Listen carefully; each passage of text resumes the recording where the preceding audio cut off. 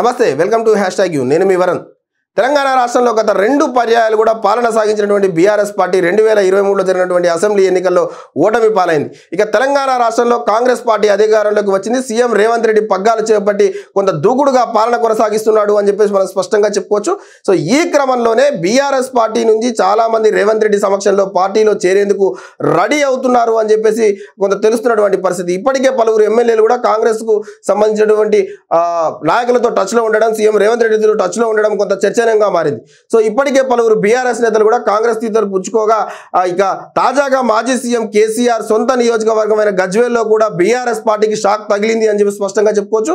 ఇప్పటికే వరుసగా బీఆర్ఎస్ ఎమ్మెల్యేలు రేవంత్ రెడ్డిని కలుస్తున్నటువంటి పరిస్థితి.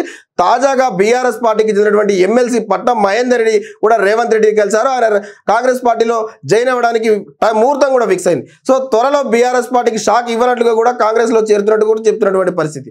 సో ఇప్పటికే కాంగ్రెస్ పార్టీలోకి బీఆర్ఎస్ ఎమ్మెల్యేలు నేతలు చేరుతారు అని చాలా మంది చేరికలు సిద్ధంగా ఉన్నారు అని చెప్పేసి కూడా స్పష్టంగా తెలుస్తున్నటువంటి పరిస్థితి. సో తాజాగా కాంగ్రెస్ సీనియర్ నేత జగ్గారెడ్డి 20 మంది బీఆర్ఎస్ ఎమ్మెల్యేలు కాంగ్రెస్ పార్టీలో చేరేందుకు సిద్ధంగా ఉన్నారు.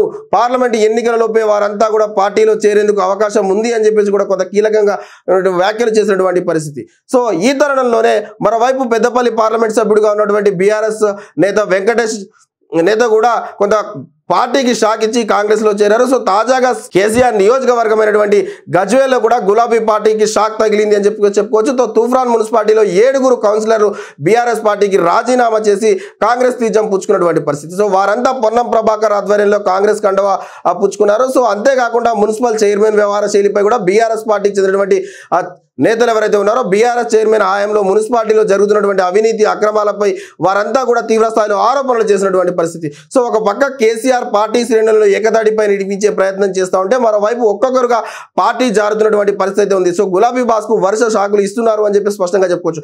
దీనితో పాటు ఇప్పుడు కేవలం గజ్వేల్లోనే కాకుండా తెలంగాణ రాష్ట్ర వ్యాప్తంగా ఉన్నటువంటి అన్ని మున్సిపాలిటీలు ముఖ్యంగా చూసుకున్నట్లయితే అన్ని కూడా హస్తగతం కాబోతున్నాయి మరికొన్ని రోజుల్లో అని చెప్పి స్పష్టంగా తెలుస్తుంది. ఇప్పటికే చాలా వరకు మున్సిపాలిటీల్లో అవిశ్వాస తీర్మానాలు ప్రవేశపెట్టారు. చాలా వరకు కాంగ్రెస్ పార్టీ హస్తగతమైంది. సో ఇక కేసీఆర్ సొంత ఇలాకాలో కూడా ఇదే తీరు జరగడంతో కొంత షాక్ లో ఉంది బీఆర్ఎస్ పార్టీ నాయకులు అని చెప్పి స్పష్టంగా చెప్పుకోవచ్చు. సో మరిన్ని తాజా సమాచారాల కోసం చూస్తూనే ఉండండి #.